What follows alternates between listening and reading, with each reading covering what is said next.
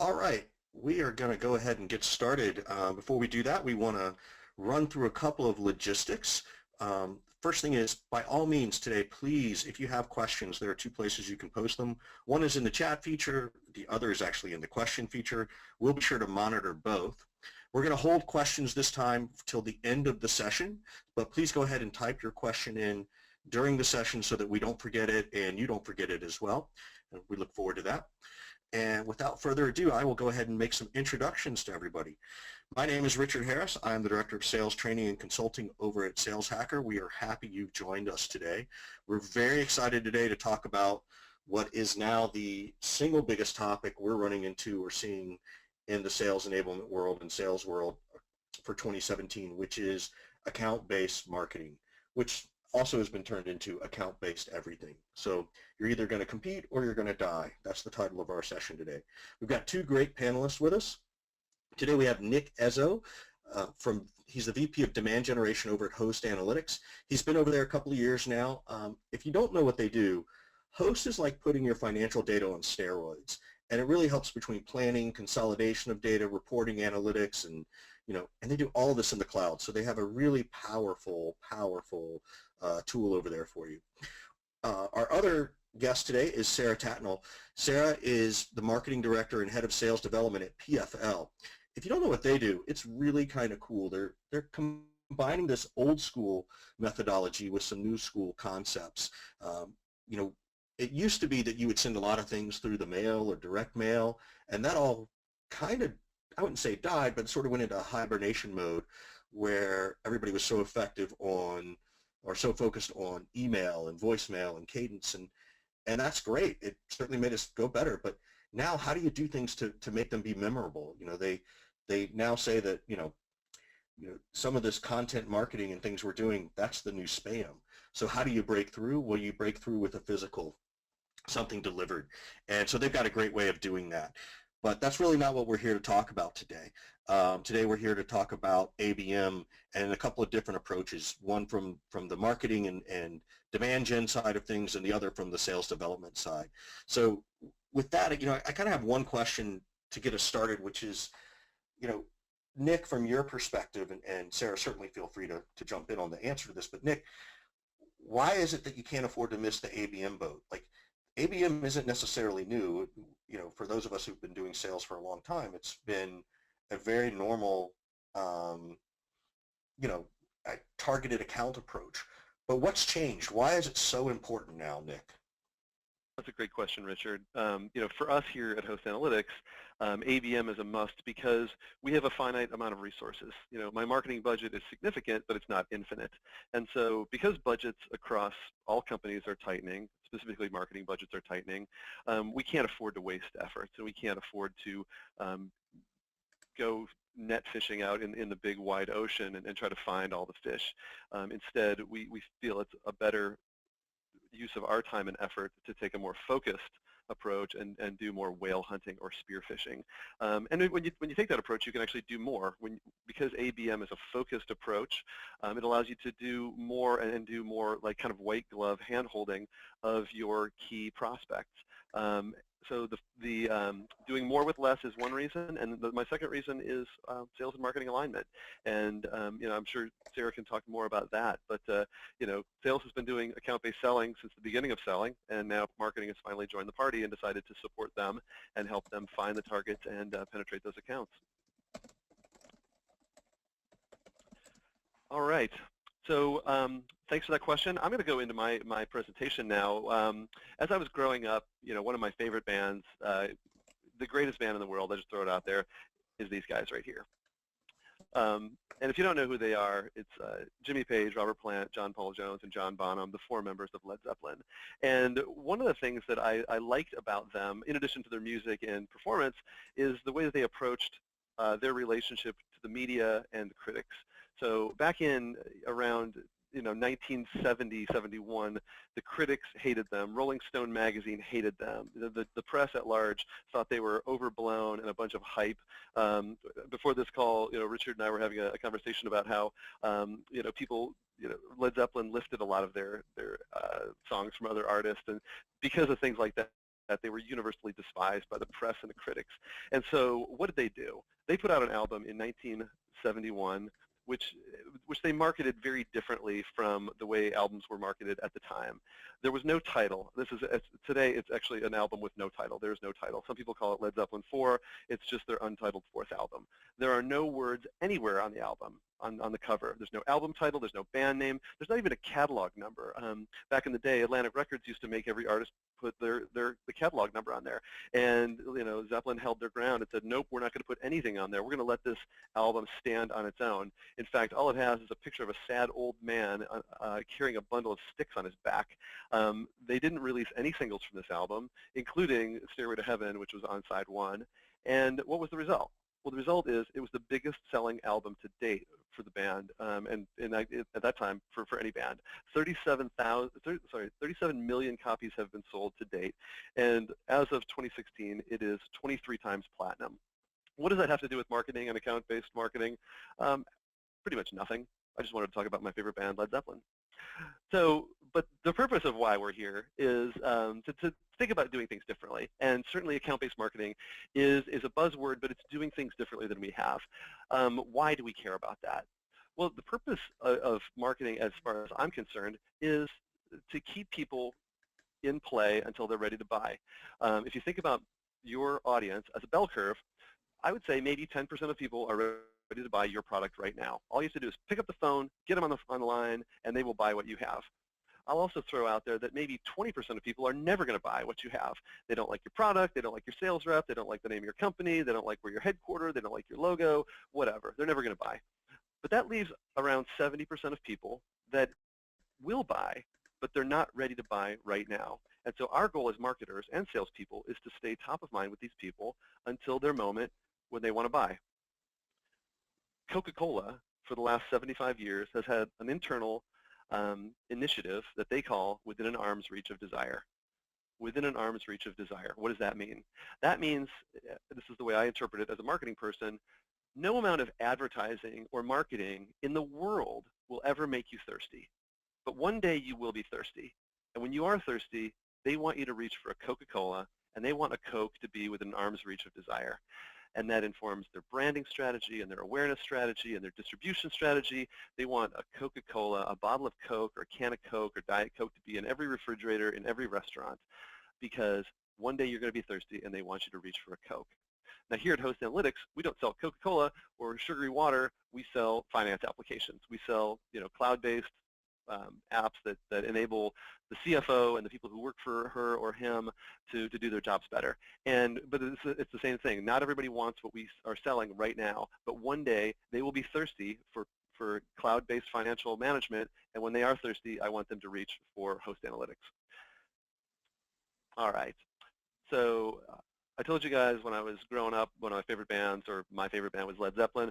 Back in those days, growing up in Cleveland, Ohio, Saturday mornings were a magical time. I would run downstairs with my jammies on, I'd slide in front of the TV, and I'd watch cartoons, right? Everybody used to watch cartoons in those days. I don't know if kids still watch cartoons, but, very happy time. In between the commercials, there were, in between the cartoons, there were commercials for sugary cereals and crappy toys. But in addition to the sugary cereals and crappy toys, there was something called Schoolhouse Rock. And I don't even know if kids today watch Schoolhouse Rock, but I certainly grew up with it. It's how I learned, what conjunctions are. It's how I learned what an adverb is, how I learned to count by tens. But most importantly, I learned something about how a bill becomes a law. And that is my analogy about how a lead, or in this case, an account, becomes an opportunity. Because in my world, I get lots and lots of leads in. We have lots of accounts that we care about. But they don't all become opportunities even though they want to. So I'm going to tell you the story in our world at Host Analytics about how an account becomes an opportunity. All right. So first, let me tell you how things come into our system. And if you're a tech weenie like me, you care a lot about things like process and flow and technology. But let's say we have a bunch of different ways that things come in. We have online, both paid and organic search. We've got events. We've got programs like webinars and content syndication programs, and then we generally load up lists and things like that. Those come into our Marketo system. We enrich those leads with 40 or so additional fields like employee count and revenue, and we score them. We keep the best leads at the very top of the list. We use both demographic and firmographic and behavioral scoring, and then those get pushed over to my SDR team. SDRs in our world are sales development representatives. Some people call them BDRs or ADRs, but these are just folks who are tasked with setting up opportunities for salespeople, setting up meetings with salespeople. And they either make something out of it or they push it into a nurture program. And occasionally, 1 out of 10 times or so, a marketing qualified lead will turn into a meeting, an opportunity with a sales rep. If not, they sit in our nurture program and they sit there and they flow and they spin around for years and years and years until finally they're thirsty enough to buy what we want to sell. But that's not what we're here to talk about.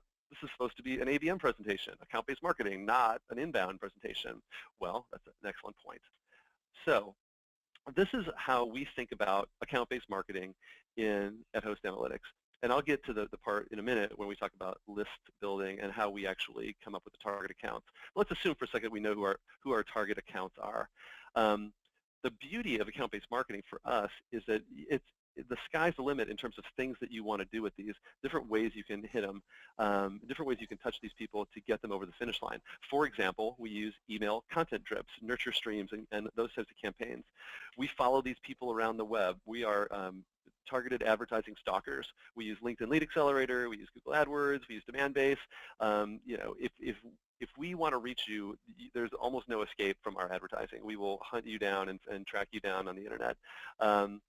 PFL, my colleague and co-presenter here, Sara, is going to talk more about the wonderful things that they do. But for us, swag is a key part of our account-based marketing strategy. We found that sending high-quality branded or unbranded gifts to the decision makers helps keep the conversation moving forward, especially when it's stalled out.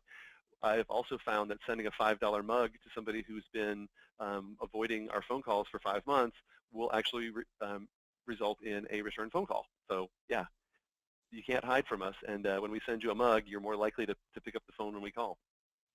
We also do event and webinar invitations to these people. We use surveys. We survey the top people in the company, like the CFO and people who report to her. We also use other lighter surveys that are more fun for the practitioners, people who report to the CFO. We have our SDR team banging the phones and sending targeted emails. And then, of course, we have our website and our blog that helps our prospects interact with our content. So this is what I would call the 360-degree view of ABM. This is just the stuff I've thought of. I would love to hear what other people who are listening to this webinar have done in terms of creativity and interesting ways to stay in front of their prospects. So account selection. This is one of the things that is really a make or break part of account-based marketing. Because if you did all that wonderful stuff that I showed you on the previous slide, but you had the wrong accounts in there, you're going to be executing a flawed strategy very, you'll be doing an ineffective thing very efficiently. So here's how some salespeople pick accounts. Now I will caveat this by saying that my wife is a salesperson, so we have sales and marketing under the same roof in our house. This is not meant to disparage any kind of salespeople, but a lot of times people get hired and they pull out their Rolodex and they sell to people they sold to in the past. They also decide they're going to take the territory of the last sales rep and just try to plow the non-fertile ground that the last person got fired for not selling into. They spend lots and lots of time picking up the phone and calling people, and they spend lots of time talking to people on the phone who have time to talk to them. Sometime in the last century, Groucho Marx famously said, "I would never belong to a club that would have me as a member." Likewise, if you're a salesperson and you have somebody who's willing to spend an hour with you on the phone when you call, they probably don't have enough juice to actually make a deal with you. So, and then last but not least, and this is one that I swear I heard from somebody who works at my current company, hey, I got this great prospect, my kid goes to school with this other kid, and his dad's the CFO. And to which I said, oh, that's totally awesome and totally not scalable. Because unless your kid goes to school with a whole bunch of other kids with CFO moms and dads, ain't going to work. So friends, neighbors, kids, friends, parents, not really effective. So let me tell you how we do it. So at Host Analytics, we use a couple of different techniques, two different technologies. One is from a firm called Spiderbook, which is now part of DemandBase, and one is from a firm that's called Infer, and they do our lead scoring, but they also do account scoring. So what we do is we feed our customer list as well as the list of our competitors, partners, vertical markets we care about, employees and revenue and geography and all these things we care about, and we feed this into an algorithm along with around 18 months of current win-loss data.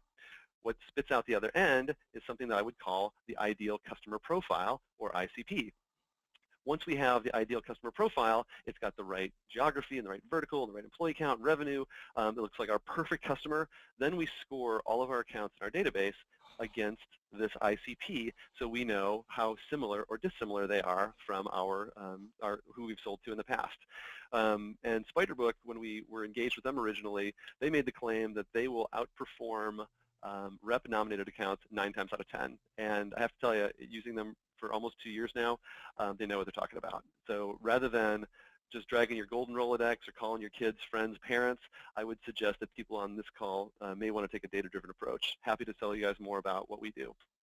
All right, so once we pick the accounts, then we have what's called the ABM flow. And this is, essentially, once we pick the accounts, I have tasked my marketing ops guy to pick the 3 to 5 contacts we care about in each account, so we know who we're going after. So for us, it's the CFO, it's the financial planning people, it's the accountants, and then we start to do some air cover with both cookie-based advertising and account-based advertising. So we use LinkedIn Lead Accelerator for cookie-based. We also use AdRoll, but demand-based is what we use today for account-based advertising, meaning that if I'm trying to sell to, for example, American Airlines, those ads will show to people who are coming from the IP address of American Airlines locations. But once we do about 3 to 4 weeks of air cover, then we start to hit them with targeted lead gen campaigns, including nurture streams and other targeted lead gen efforts, survey marketing, you name it.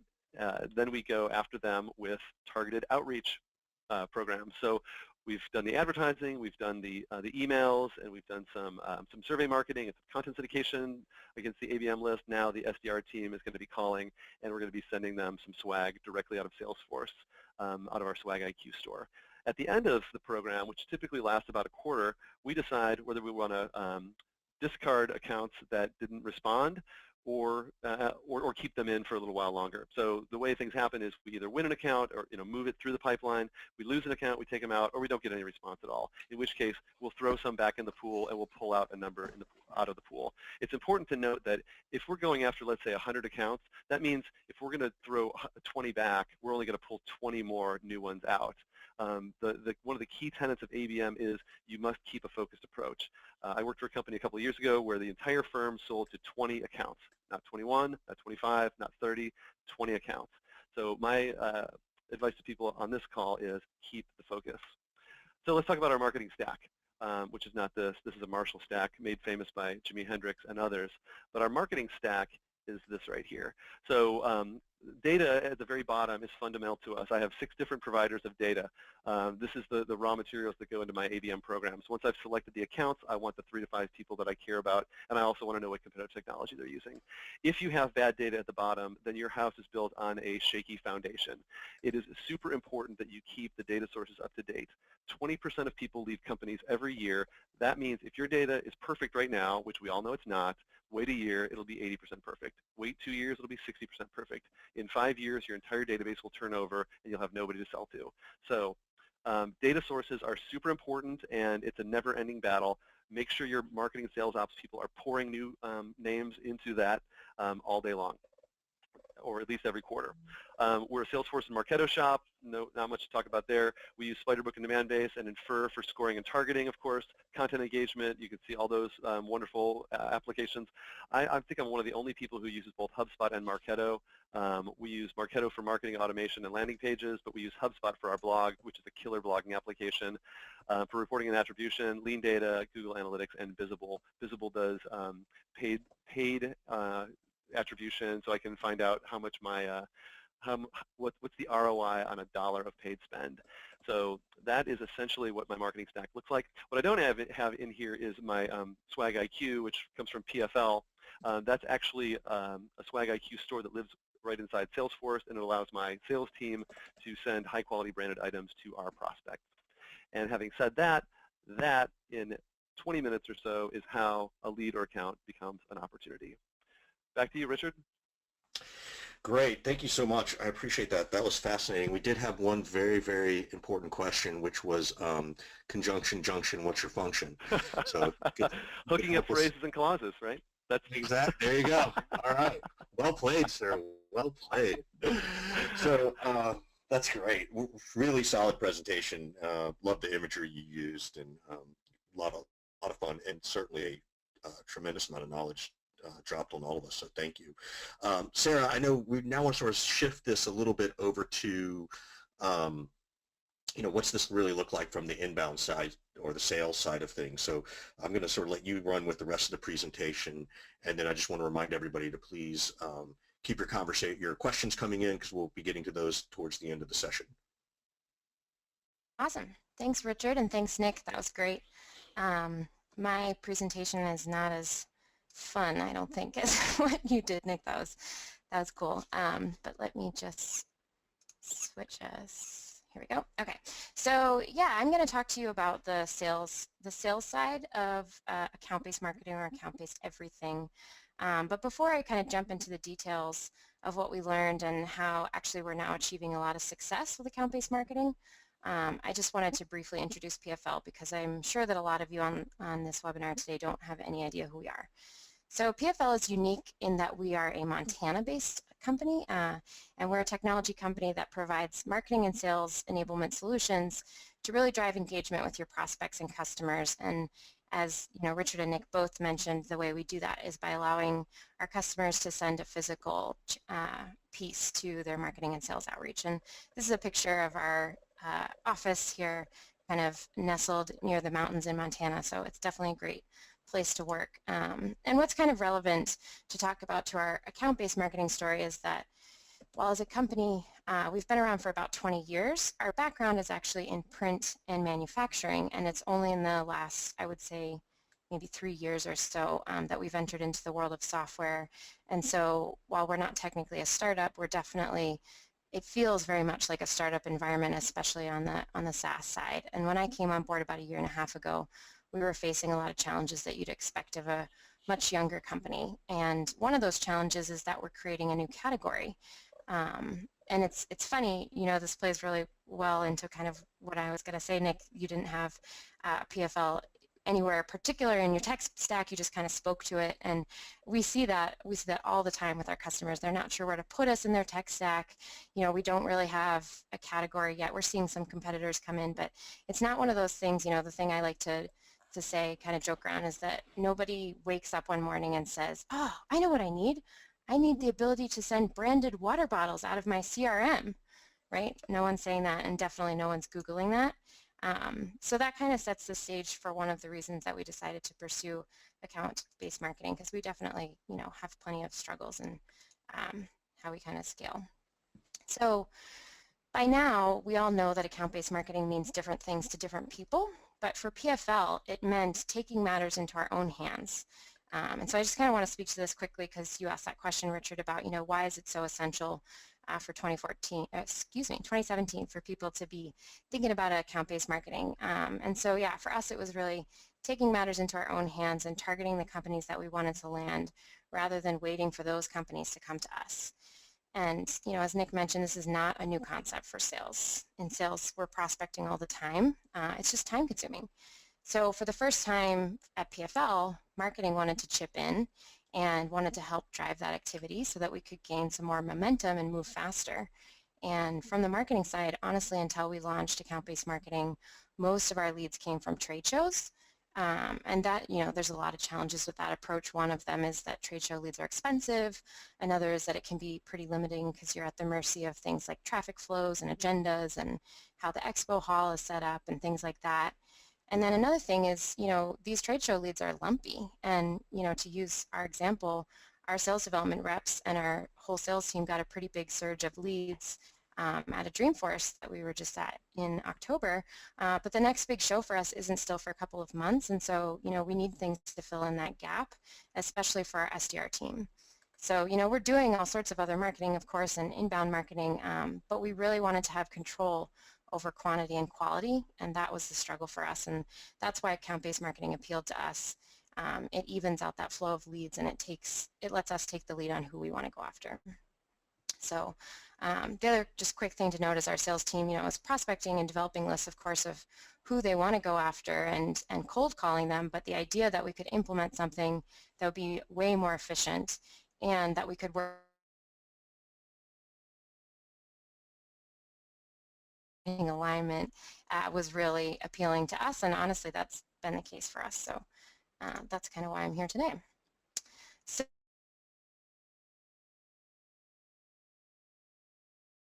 we're ready to do ABM, right? PFL is ready. So this is where I segue into the section that I call how we tried to build account-based marketing in 4 weeks. And so that's really my first tip for you guys is don't rush into account-based marketing.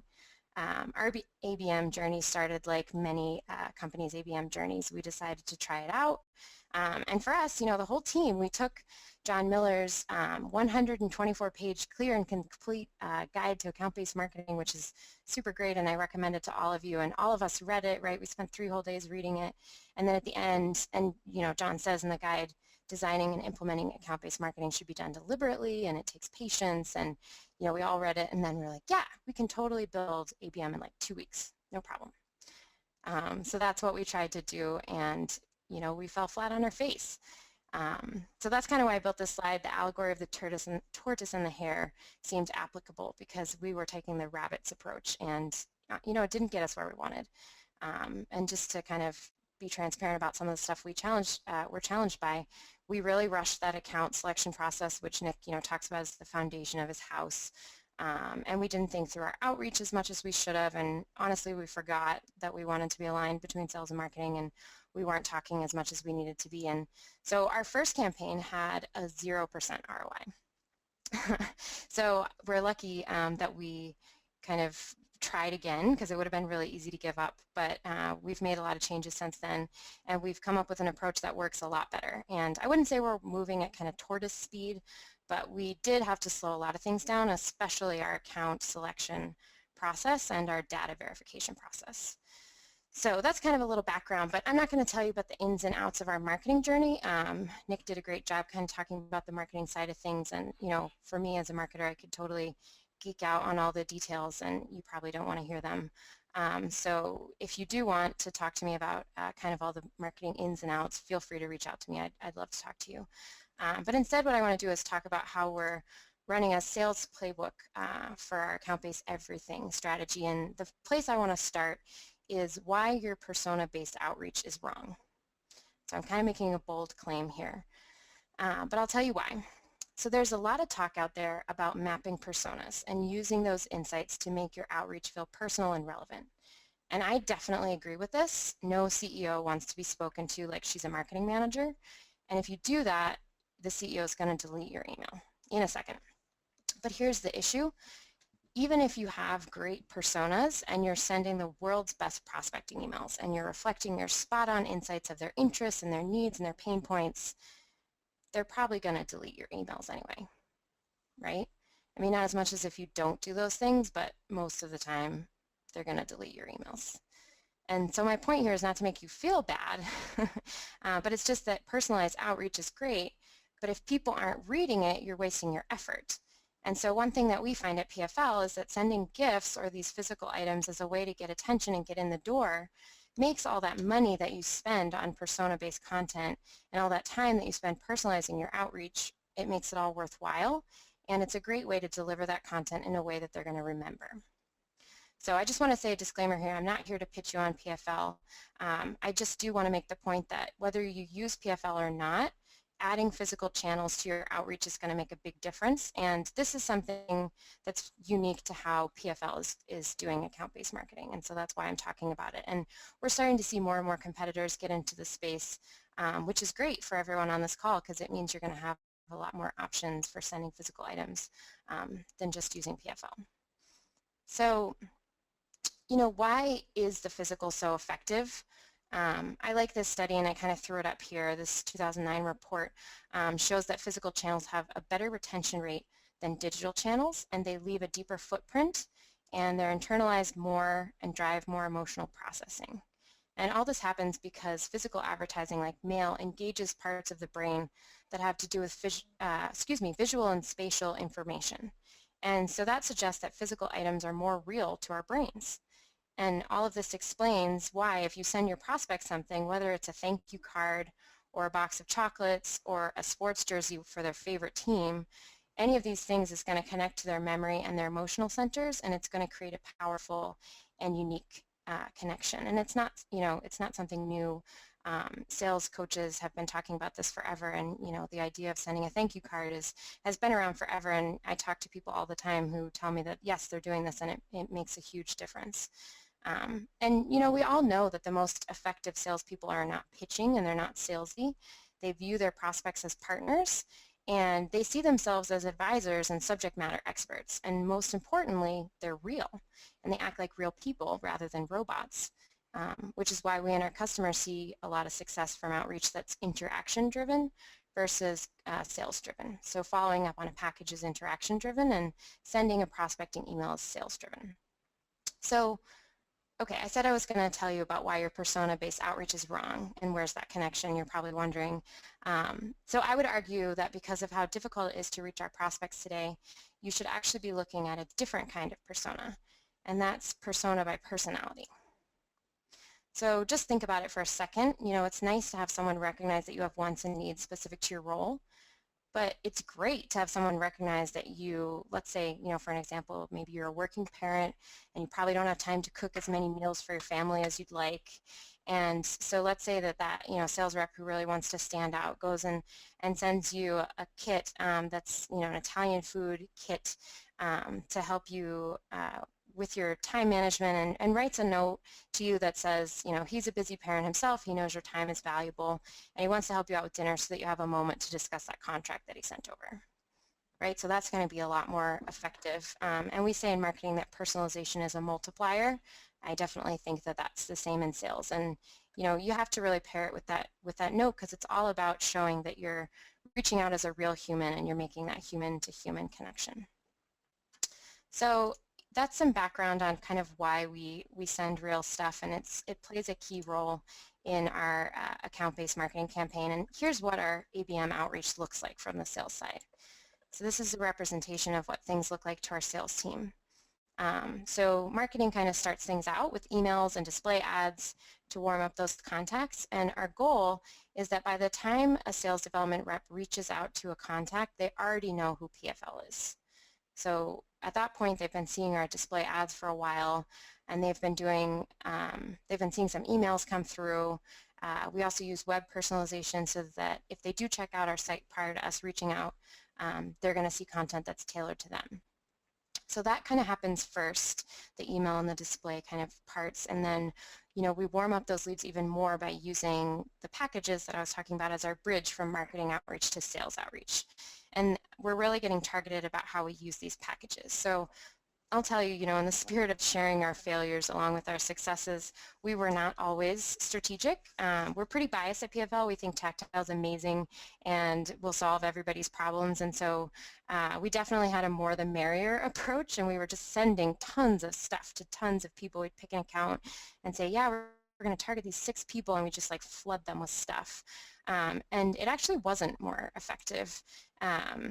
We learned that, we could be more strategic with our send, so maybe not everyone gets a package, and maybe different people are getting different packages depending on their role and how they've interacted with us, and it makes it much more personalized and strategic, and it's more cost effective too. So it helped us out with our ROI, and it ended up being more effective than just flooding people with packages. So that was kind of a learning for us, because like I said, we're pretty biased. So after we make those marketing touches, just to kind of show you what it looks like, one of our SDRs will reach out with an email that says something like, hey Richard, I'm sticking a package in the mail for you. And then that's her first touch. And a few days later when the package lands, that's when she gets a delivery alert, and it's a task that prompts her to follow up. And so she'll pick up the phone and she'll call the prospect and say, hey, did you receive the package? And honestly, many times right then and there is when we see engagement. So at that first SDR touch, which is actually pretty remarkable, for for us in the sales development world. And if that SDR doesn't reach them, she'll leave a voicemail and she'll send a follow-up email, which is another place that we get a ton of responses. People might not answer their phone because they don't know who's calling, but then they see the email come through and they're like, oh, you're the one that sent me that whatever package that was super cool. Yeah, sure, let's carve out some time and chat. And so, after she has kind of introduced herself with this package, we almost call it like a warm introduction to yourself almost, because you're sending an email saying, I'm going to send you something, and it's not just a, kind of cold outreach. So after that, our SDR will take the more traditional approach and follow up with a bunch of super personalized emails and, send relevant content and make some more calls. And our marketing team will work beside our SDRs to make sure that we're inviting these contacts to webinars and giving them, special treatment at events with like VIP invites and that sort of thing. So all of this really creates that immersive experience with PFL while also being careful not to cross the line into being annoying, because that's something that you can definitely do with account-based marketing when you're surrounding an account on so many sides. So if we don't see any engagement with an account and we still think it's a good fit, our SDRs have the option of sending a package that we call the meeting maker. And it's a dimensional package. It comes in a FedEx box, and it contains an offer for the person to get a GoPro Hero if they take a demo with us. And so that's just kind of the final thing. Like if somebody has it in their head that, yeah, this seems like a good solution, but I'm busy, it's not going to drive someone to take a demo if they have no interest, or usually it won't, if it's the right person that we're talking to. But if they're already kind of on the fence, it's just that final nudge. And so we do see kind of a tipping point there as well. So our SDRs have a lot of tools in their toolbox when they're reaching out. And this approach has really given us some great results. And let me see if, there we go. So let's talk about how sales and marketing works together. You can see our ABM strategy really revolves around sales and marketing really working together quite closely. And so one thing is that our SDR team now reports into marketing rather than into sales. So this new approach, it's been working really well for us. We haven't always done it. It's quite new for us. But we just kind of figured, and it seems to be working this way, that by the nature of their roles, our SDRs are always going to be working closely with our account executives and also with the rest of the sales team, but getting that alignment with marketing is harder. So now the communication is really flowing both ways, because we're having constant communication with them from marketing, and they all report into me, and we're speaking daily, and I have a much better idea of what's going on. And then that communication with sales was always there and continues to be there. So even before we had the SDRs reporting into marketing, we did daily huddles with between the sales team and the ABM marketing team, and this allowed us to address any questions right away, which was really huge, because these campaigns are complex, and systems are great, but at the end of the day, nothing beats face-to-face communication. And we had a lot more oops moments before we started doing that daily huddle. So the other place we work together is on account selection. And everyone on the sales team can contribute the companies that they want to target. And usually they put in a mix of new accounts and accounts that they're already working, but they maybe don't have the right contact and they want to gain visibility and influence.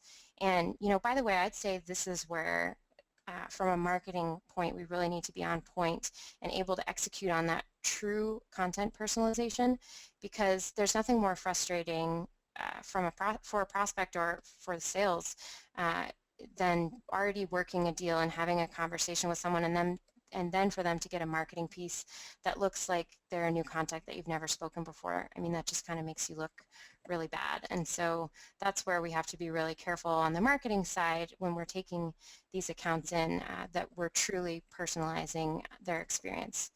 And so in addition to sales contributing accounts, marketing is using scoring. We score kind of new and existing leads to contribute companies as well that fit that ideal customer profile that Nick talked about. And we're looking into getting a little bit fancier next year in the coming 2017 with some of the predictive type solutions, but right now we have a scoring methodology that works well for us. And so together we kind of pick the accounts, and then our SDR teams actually research the companies to decide on the contacts, and they actually do an additional level of data verification. because we just found through experience that even the best data providers are not perfect, and at the end of the day our SDR teams actually just wanted to hand verify their information because they knew that that way that data would be accurate and it would save them the headache of reaching out and not being able to get through because they had, not the right information. So here are some actual quotes from some of our account executives and our SDRs. They definitely speak for themselves, so I'm not going to read them, but I was just talking to one of our account execs who told me another cool story about one of the ABM kits that we sent, and we call it the secret weapon kit because it comes in this, it's a paper box, but it looks like a wooden box with like secret all on the outside, and then you open it up, it's a bunch of Nerf guns. And so it's just kind of a fun, playful thing, and it gets someone's attention. But apparently this particular prospect called not because she got it and right away knew she wanted to talk to us, but she got it and took it home and gave it to her kids, and they loved those Nerf guns so much that they gave it to everyone in the neighborhood. There were like 10 of them in the box because they're cheap and made of foam and they're light and everything. And so they started, all the neighborhood kids started playing with these PFL branded Nerf guns and running around, everybody saying PFL, PFL everywhere, and all the parents are like, oh, hey, who's PFL? And the one parent just kept telling the story so many times that they finally picked up the phone and called us because they're like, I can't not talk to you. And we ended up having a great conversation with them, and they kind of went forward in the process where they wouldn't have. And another good story is one of the companies that we were targeting, we actually missed one of the key decision makers, and he called us because he was seeing all of his colleagues around him getting all these cool things delivered and all these boxes, and we sent an air plant to one of them, and it was like grow your business was the messaging, and he called us and was like, I want to know what you're doing because everybody around me is getting these cool things and I just want to know about it. And so our SDR team ended up scheduling a demo with him because just of the groundswell that we were creating through the approach that we're taking to ABM, which is a little more unique because we're using this physical stuff. So I want to share with you some of the results that we've had with our campaigns. So through our most successful campaign, we saw 189% lift in ROI, and that's compared to our regular kind of marketing ROI for overall marketing. And we also saw a 292% higher MCA, or marketing collected account to one conversion rate, compared to our overall marketing efforts. So, I mean, this kind of stuff, it's like, it's hard to ignore. These are the kinds of results that make us stop and think, yeah, this is working, and we definitely need to figure out how to make this more scalable so that we can continue to do this. And that's kind of where we're at now, is just figuring out how to scale this, because we're seeing great success. And this is a page from the November edition of the Demand Gen report. I think it was called ABM in Action. So it's fun to see, it's fun for us to get some recognition for the successes that we're having, and I think it's going to be even more fun to figure out how to continue that and scale it. So just quickly, this is our tech stack. I feel like I've taken more than my share of the time, so I'm not going to talk through it. It's pretty self-explanatory. Like I said, if anybody has questions, I would love to chat with you and talk you through in more depth what we're doing. That's great. This is definitely one of the more engaging Q&A sessions I think we're going to have. I think people are really excited by what you both have done for everyone for the ABM space.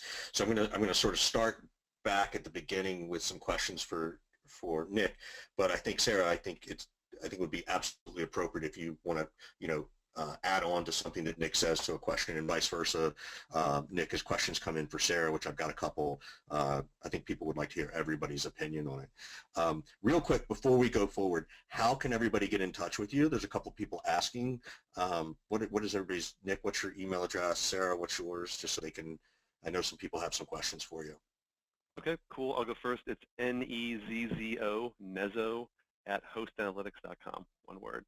Nezzo at hostanalytics.com. Also, you can find me on LinkedIn. Feel free to send me an email or follow me on Twitter. Nick Ezzo on Twitter. Cool. Sara? Yeah, for me, it's just Sara at PFL, and that's Sara with no H at PFL.com. Cool.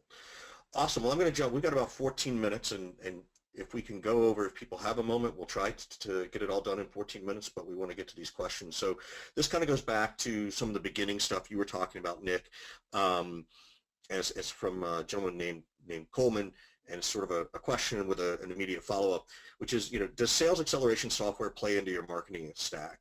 So he's talking things about, Insight Squared, Sales Ops, and then as part of this, where does Sales Ops sort of fit in and live for you as you approach this ABM thing? Yeah, that's an interesting question because thank you, Coleman, for that question. It's the lines are being blurred, I think, between what is traditionally like marketing automation and what's like sales enablement or sales automation. So our SDR team here uses a couple of different tools like Yesware. Other people use Outreach, ToutApp, Engagio, and it allows the sales development representative to do a lot of things that were heretofore only done by marketing. So it's an area that I'm keenly interested in, but I don't have a lot of experience in because unlike Sara and PFL, the SDR team doesn't report into marketing, they actually report into sales. So I think I'm going to have to punt that one over to Sara and ask her what she thinks about these kind of tools. Yeah, sure. Can you just repeat that question? I want to make sure I'm addressing it properly. Yeah, absolutely. The question was, does sales acceleration software play into your marketing stack, like in things like Insight Squared or Sales Ops?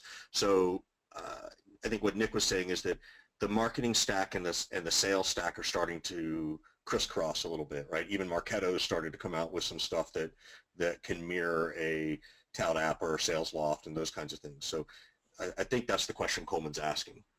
Yeah, so, we're definitely using our own tools, and that's part of our sales stack. We are kind of starting over in a lot of ways with our SDR team and kind of going back to the basics. We wanted to make sure that we weren't just kind of throwing more tools at our SDR team. Now, I love tools, and as a marketer, I love all the gadgets and stuff, so we're definitely going to get there, but we've kind of pared things down back to the basics. I mean, we use like LinkedIn Sales Navigator and Zoom Info and our own tools and Marketo, and that's about it for us right now, and we're just really kind of getting really deep into figuring out what our time blocking is looking like and time management and what our internal processes look like and doing tons of role play, like just all the basic stuff. And I think the rest of that will come.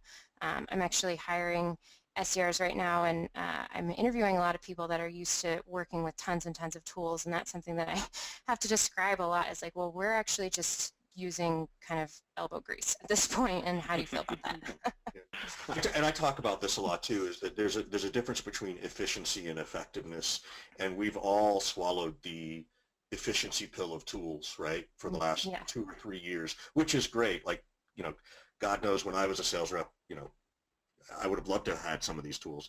But there's this piece about, well, how do you still maintain the quality of the conversation, which is effectiveness? How do you make those things more effective, not just efficient? So I think that's a solid answer, and I'm running into people who are doing the same thing, and that's sort of why they engage us on the training side of stuff. Sure. Another question, this one's coming from a woman named Lisa. How do you market to and or segment out people or accounts your SDR team is going to go after? And more specifically, are your prospects hit multiple times in communications from different sources at the same time? So if I understand Lisa's question, and I see and hear this all the time, is, okay, so you got your SDR team going out and doing the personal stuff, but then all of a sudden you've got your marketing team also running drip campaigns through Marketo. Now, if you had PFL sort of also sending out some stuff, whether that's coming from sales or marketing to be determined, how do you avoid the overload, right? How do you avoid, how do you best combine the cadences of communication? Might be the best, if I'm summarizing right, Lisa, I hope. I'll jump in and work on that one. So I'll go back to the tortoise and the hare slide that Sara had up a moment ago. I think you need to take a longer view approach of account-based marketing, where it's not just we're gonna jam all this stuff in a 2-week period or a month or a quarter. That you have to look out over a couple of different time horizons, like next quarter, 2 quarters out, and sort of orchestrate between sales and marketing, so that you're not just trying to jam it all in that one time frame. Because remember, the goal is to stay in front of them until the moment where they're thirsty for what you're trying to sell. And so I think that step one is close coordination between sales and marketing, make sure what we each are doing, that we understand what we're doing. Step two is make sure that it's spaced out appropriately where you're not trying to jam too many things into the funnel at one time. And then, for me, the definition of success is when an SDR is calling on a sales rep, on a prospect, and that prospect picks up the phone and says, oh yeah, I've heard of you guys. I don't know where I've heard of you before, but your name sounds familiar. Well, for me, it's like that's a victory because I've been following them around the internet with ads. They have a mug sitting on their desk that has my logo on it. They may have received some of our blog roundups or some newsletters from us or a postcard. So, I don't think it's a bad thing to touch them from the 360-degree view. It's bad to try to do it all within too short of a time. Sarah, what are your thoughts on that?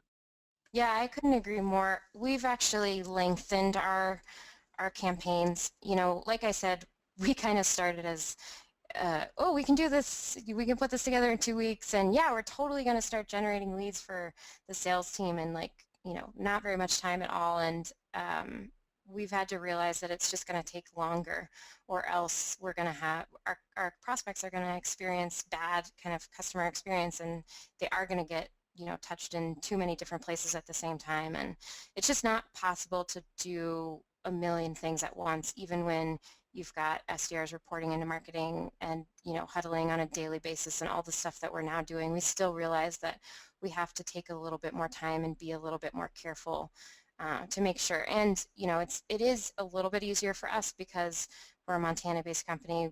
We're only 200, 250 employees. We're all in the same office.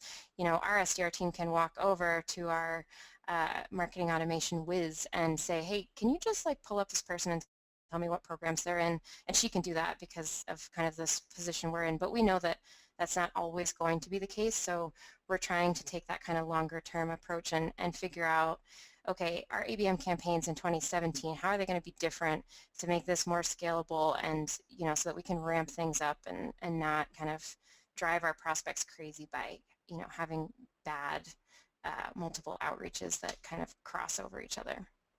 I have a question for you guys. This is actually for me.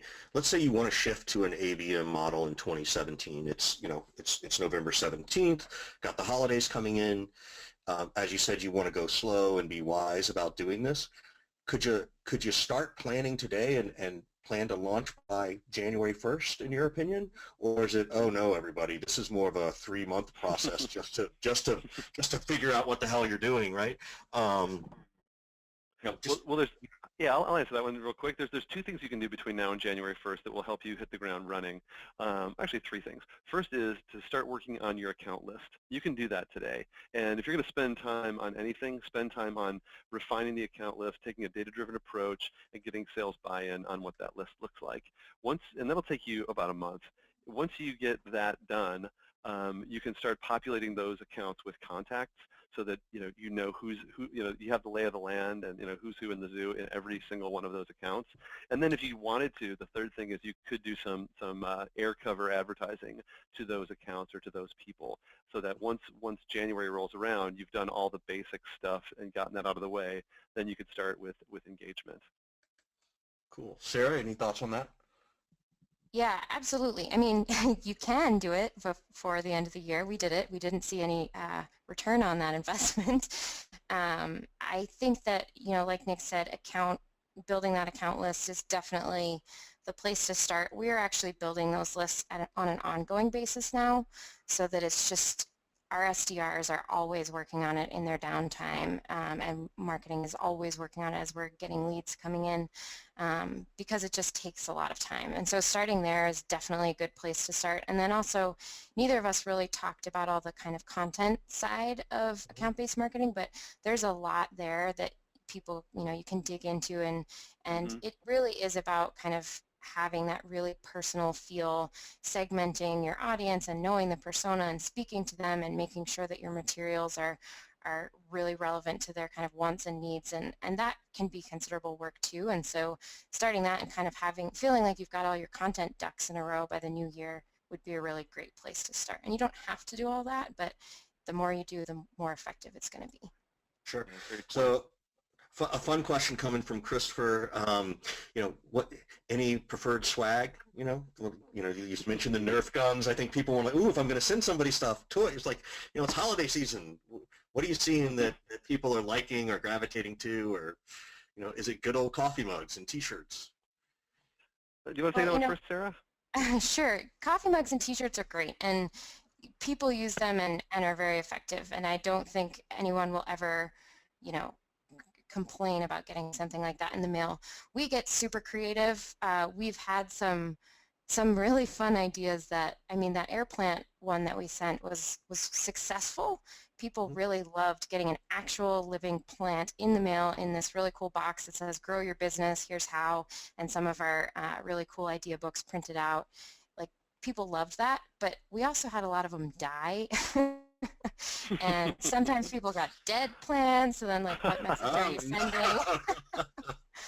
So, and we've had put helium balloons in a box, and so that when you open the box, the balloon comes out with the message on it. Like, that's super fun and engaging. You got to make sure you know where you're sending that balloon and how long it's going to be in transit, so that it's not like a shriveled up balloon when it opens. So Right. I think there's a lot of nuances to figuring out what you want to send, and it depends on who your target customer is. We knew that we were marketing into tech companies and we were marketing to marketers, and I like to think that marketers are pretty fun and have a good sense of humor, and so we knew that sending Nerf guns would be fun.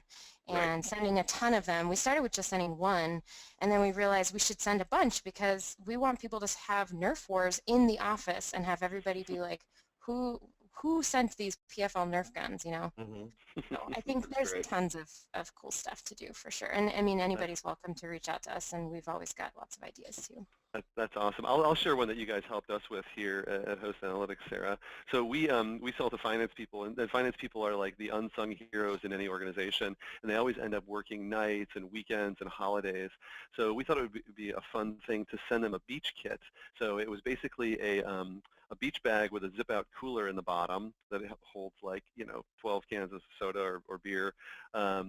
And then inside the beach bag was a really high-quality beach blanket or towel, a branded water bottle, some of those beer koozies, and a beach ball that was branded Host Analytics, all in our colors.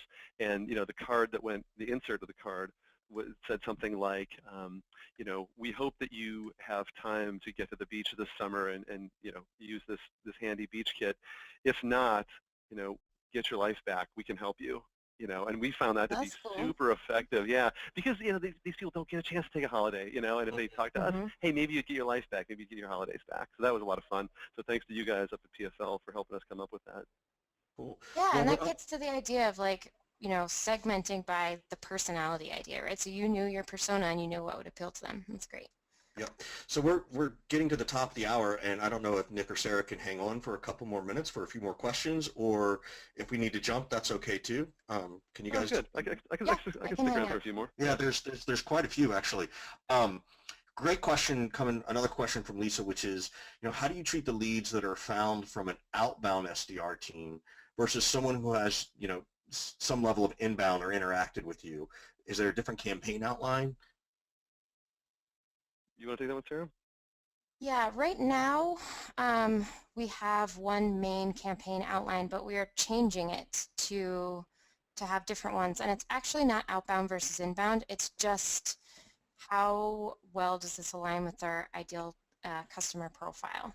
Mm-hmm. So, our BDRs or SDRs do a great job of picking accounts, and so we're not going to say, oh, well, this came from our SDR team, so we're going to give it a lower priority level than somebody that was inbound. It's just going to be, how well do they align with who we're looking to target, and if maybe they're a little bit smaller than our kind of perfect customer, so that's where we're looking to build kind of a scaled down version that's not as expensive and not as kind of all surrounding, so that we can still go after those like kind of tier 2 in terms of like fit for us people. But no, we don't segment by how they come in.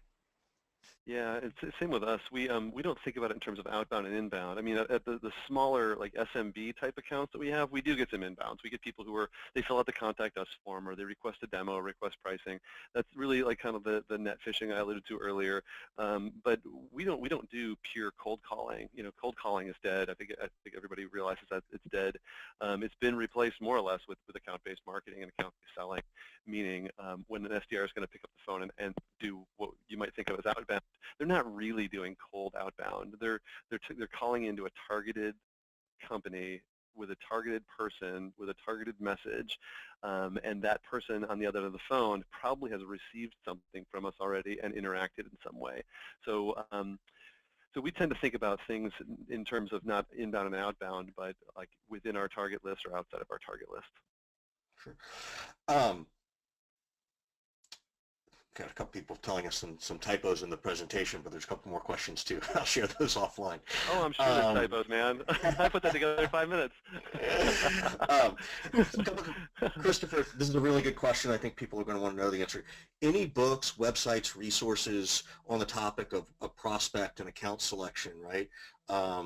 As you're sort of defining, you know, knowing your ideal customer profile, knowing your total addressable market. Any books on that, or any guidance on where they could maybe learn more about that? Well, I'll give you a gratuitous plug for Sales Hacker, because Sales Hacker tends to have some pretty good content that's out there. I also love HubSpot. They have a lot of stuff around, you know, marketing, sales, and, you know, types of techniques. But the one book that I recently that landed on my desk is called Aligned to Achieve. Aligned to Achieve by Tracy Eiler and Andrea Austin. It's Aligned to Achieve is how to unite your sales and marketing teams into a single force for growth. So that's the one that I've most recently picked up and I'm working through right now.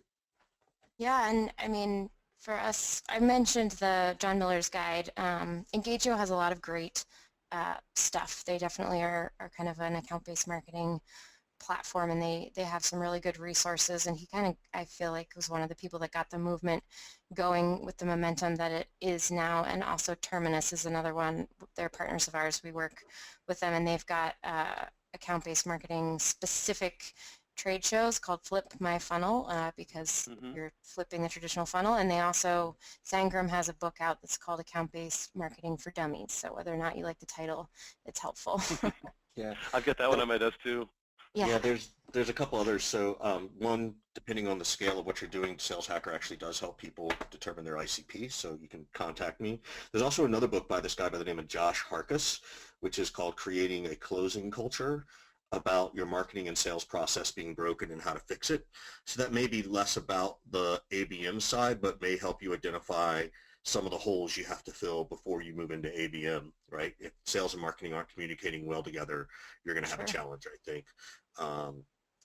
So what is your, Sarah, another quick question is, you know, what's your thought about just using a handwritten mail, right? I think you mentioned sort of the thank you email, or a thank you card is really valuable. You know, we can all thank our moms for that.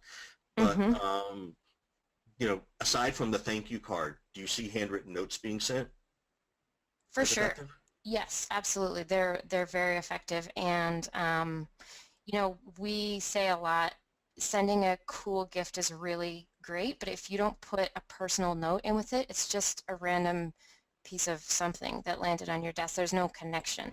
And so I would much rather have a handwritten note to me with no gift than have like the coolest gift ever but no card. And so I definitely see a place, and I think a lot of the best sales execs out there are doing this. You know, people talk about it. It's not a new idea. It's been going on forever, and it's effective for sure. Yeah. Got a question from Tom. You know, and it was sort of asked two different ways. How do you budget for this, right, for an account, right? Is there a max spend that you put around your ABM? Because if you think about it, it can get pricey between just Google pay-per-click and the time it takes to write some content and maybe a gift, and then, you know, Terminus and, you know, all these other things. It could get fairly expensive. Or do you really not worry about that because if you do, you're going to just slow yourself down even further. How do you manage the budget around this? And I'll let both Yeah. of you answer that one. Yeah, I'll jump in on that one. And this is a math equation. So a lot of marketing people don't like math, but this is a math equation. So Neither in order do to solve it, salespeople. salespeople don't like math either. But Yeah. it's we're an analytics company, so we pore over the data every which way till Sunday, and so what the average selling price is, and you know what your annual recurring revenue is, on a closed and one deal. And you should know what your close rate is. You should know what your MQL to stage 1 to stage 2 to close. If you have all those different metrics, the conversion percentages for each part of your funnel, and you know what's going to come out the other end, then you can figure out how much can I spend on each account. And so what really helps the math out in this case is to pick the right accounts. I know I sound like a broken record, but if you pick the right accounts that are going to be the most lucrative accounts, then you can afford to spend, $5, $10, $15,000 per account to get that opportunity over the finish line if you're selling something that costs more than $5, $10, or $15,000, right? If you're spending $15,000 to get a $5,000 account, then the math doesn't work. So I would encourage everybody on this call to figure out, talk to your sales ops people, talk to your marketing ops people, find out what your conversion rates are, find out what your average selling price is and what your win rates are, and then back into what I would call a reverse waterfall model to find out how much money you can spend to get one deal over the finish line. But do you have to bucket your clients into different segments? Because you could have the whales, right? You can have the Coca-Colas of the world, but then, someone like PFL might be a client, right? 200 employees is very different than when they got 10,000 employees. So do you suggest sort of bucketing the clients so that you maximize the spend per segment? Yeah, I didn't go into this, but we have like full ABM at our enterprise level, meaning like our largest, most lucrative accounts. We have kind of an ABM light approach in the middle, and then at the bottom, the lower end of the market, we have just pure inbound where we don't do any kind of ABM. Those are people that just kind of come in on their own. So we have taken a top-down approach, and we put the most expensive programs against the most lucrative accounts. So yes, you have to segment. Great. Sarah, how about you? This is your world too. What do you suggest? Yeah, we're actually doing all the exact same things. When Nick was talking, I felt like I was talking. And I do think, the idea that marketers don't like math, I don't like math. I definitely majored in English because I wanted to get as far away from math as I could. But I realized that today, if you're a marketer, you do math all day. That's just how it works. And so we know kind of what our marketing spend is that we can hit depending on, who we're going after and what our average deal is worth to us and what our better than average deal is worth to us. And so we have criteria. We don't do account-based marketing to accounts that do not meet the set of criteria that we need them to meet because it's too expensive, and we're creating a kind of ABM light version as well. And then we have our standard kind of SDR type stuff, which does sometimes include maybe sending a physical piece or any of the other things, but we have different levels depending on the accounts. And the other thing too I'll say is, in terms of ABM, we do most of these things already, whether or not someone's in ABM. We do kind of ad retargeting and web personalization as much as we can, and so being in ABM doesn't necessarily mean that it's more expensive in all those ways, although, depending on what you're sending them, it can get quite a bit more expensive. Great. We had one last question. Jen wanted to know, what was the resource that Sarah mentioned other than Terminus? What were some of the other things you were talking about earlier, if you remember that part of the conversation? Resources in like learning? Yeah, I think you said Engagio was one of them. Yeah, Engagio. Oh, yeah, and Engagio. Yep. Yeah. And cool. Terminus has the Flip My Funnel conferences. I think I mentioned that. Right. And we've actually got one of those coming up. There's a Sales Hacker Flip My Funnel conference coming up in March in San Francisco, so that's going to be a lot of fun. But anyway, I want to sort of end it there. We've gone over by 10 minutes. Thank you to our panelists for sticking around for some great Q&A, and thank you to everybody who stuck around as well. It's Sara Tatnall and Nick Ezzo. You can find them on LinkedIn at this point. That's probably the fastest way to get a hold of them, but I know they'd love to hear from you and share some more knowledge with everyone. So with that, I'll say so long, and if I don't talk to you, gobble, gobble, and happy Thanksgiving, everybody. Thanks. Thanks. Take care.